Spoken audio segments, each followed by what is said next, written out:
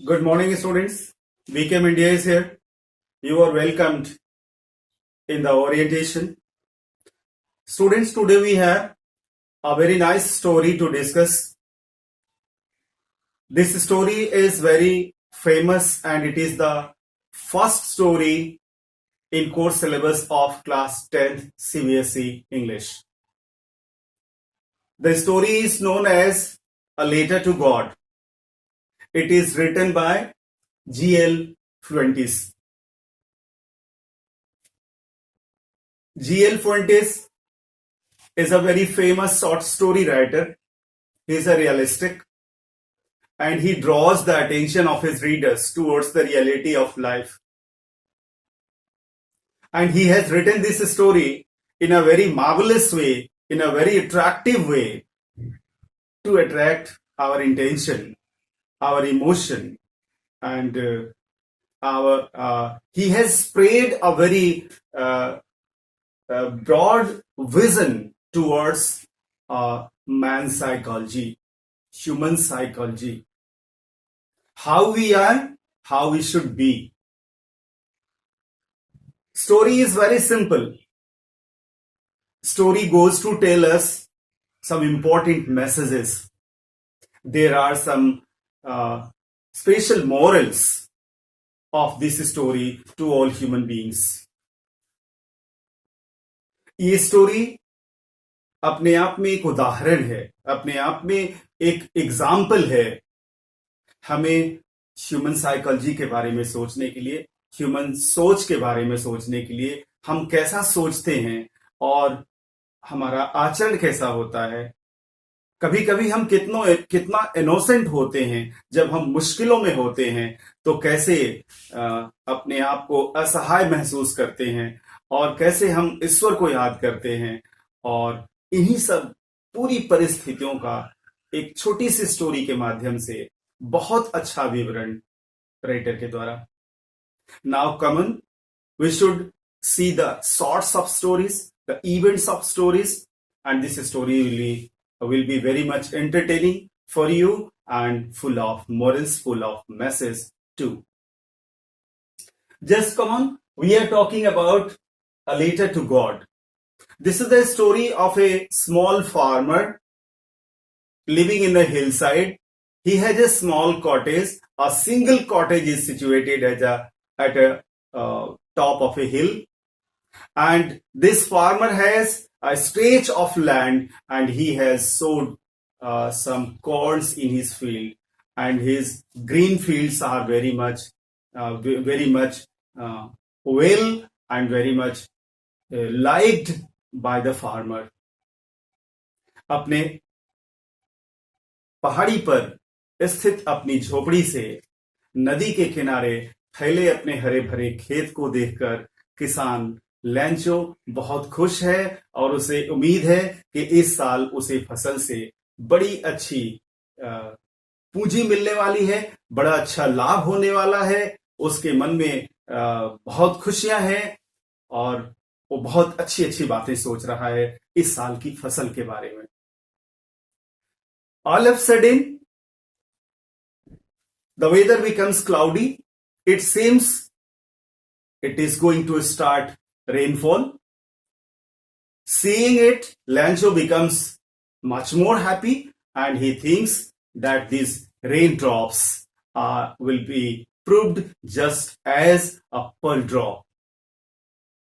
वो कहता है जब क्लाउडी होता है मौसम और बारिश होने को होती है, यह देखकर लैंचो को लगता है कि बारिश की बूंदे नहीं बल्कि मोतियों की वर्षा होने वाली है, धन की वर्षा होने वाली है, क्योंकि यह बारिश उसकी फसल को बहुत फायदा देने वाली है।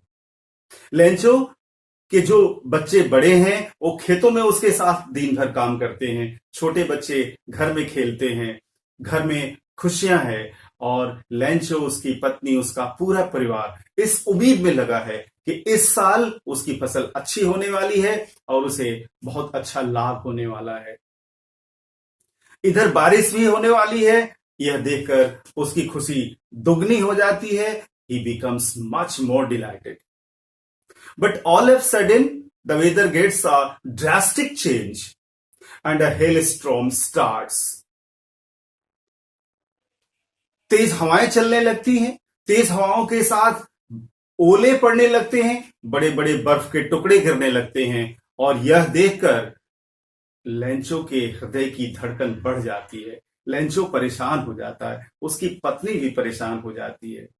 लेंचो जहां सपना देख रहा था कि बारिश की बूंदें गिरने से उसके खेतों में मोतियों की बारिश होगी, धन की बारिश होगी, लेकिन ये ओलों को देखकर, ये बर्फ के टुकड़ों को, आसमान से गिरते हुए इन बर्फ के टुकड़ों को देखकर वो पत्थर दिल हुआ जा रहा है, उसका धैर्य टूटा जा रहा है, उसे लग रहा है कि अब उसकी फसल बर्बाद हो जाएगी। एक तरफ लेंचो बहुत दुखी है इन ओलों को गिरते हुए देखकर, but his children are very much happy. They are going to collect those ice, pieces of ice falling from the sky, and they enjoy it.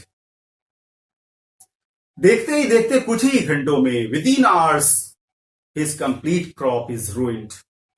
उसकी पूरी फसल बर्बाद हो जाती है. Now, Lencho has a big problem.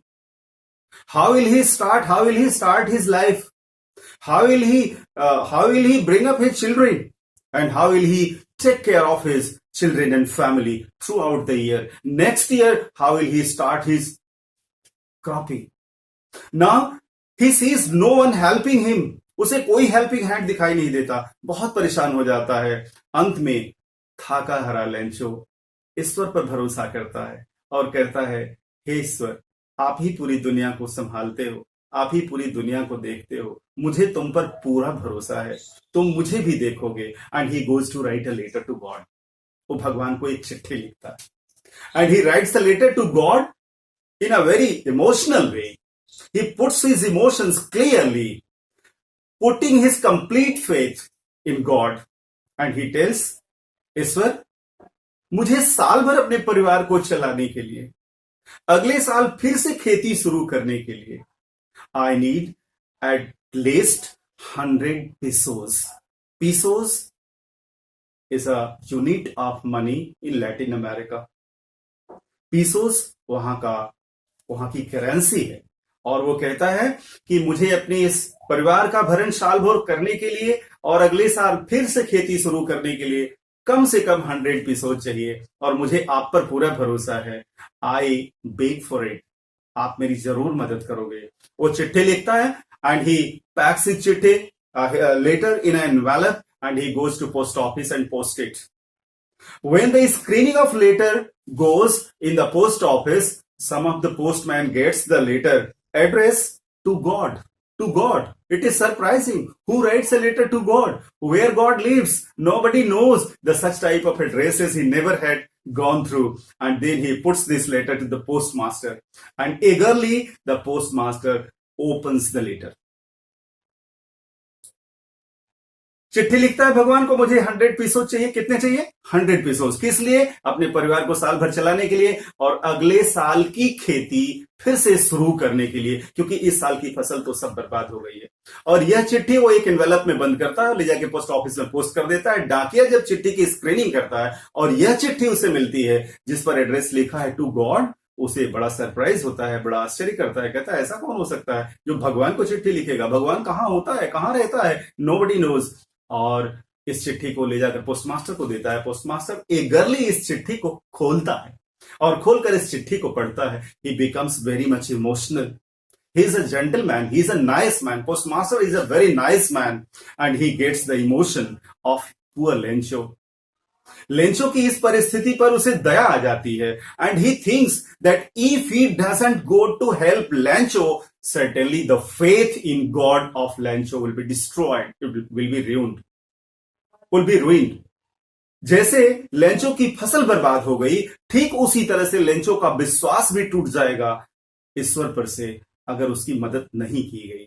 ऐसा सोच के postmaster goes to collect some money from the other employees, from the other workers of the post office, and he collects 70 pesos. इससे ज्यादा बेचारा वो भी कलेक्ट नहीं कर सकता. 70 पीसो जो कलेक्ट करता है, उस पैसे को एक लिफाफे में भरता है और फ्रॉम गॉड लिखता है और लेंचो का एड्रेस देकर उसके घर के पते पर भेज देता है. When Lancho gets this envelope and he gets only 70 pesos, instead he has asked for 100 pesos, he gets angry. उसे बुरा लगता है, उसे खराब लगता है, वो ईश्वर को कोसता है, वो ईश्वर से कंप्लेन करता है, कहता है God, I have asked for 100 pesos and you have given me only 70 pesos, but I know that you cannot do so. आप मुझे धोखा नहीं दे सकते, ये मुझे भरोसा है. O God, I know very well that you cannot do so. आप ऐसा नहीं कर सकते. आपने तो 100 पेसोस ही भेजा होगा, लेकिन ये पोस्ट मास्टर और ये पोस्टमैन और ये पोस्ट ऑफिस में काम करने वाले लोग अच्छे नहीं हैं. They are not honest, they are dishonest, and perhaps they have stolen some of the money from 100 pesos. They have taken nearly 30 pesos and they have given to me only 70 pesos. ऐसा मन में सोचता है Lencho. ये postman और ये post master और ये पोस्ट ऑफिस में काम करने वाले लोग 100 पेसोज में से हमारा 30 पेसोज चुरा लिए हैं. ऐसा सोचता है Lencho. And he goes to and now he is in the post office and he goes to a counter, he takes a pen and a paper and he writes once again to God and he tells that remaining money, I mean 30 pesos more, I need urgently and please God send it to me immediately but not through money orders. भगवान से अर्ज करता है दूसरी चिट्ठी में और कहता है हे भगवान, मुझे 70 पेसोस और चाहिए, सॉरी 30 पेसोस और चाहिए, लेकिन वो पेसोस आप मुझे मनी ऑर्डर से मत देना, क्योंकि ये पोस्ट ऑफिस में काम करने वाले लोग अच्छे नहीं.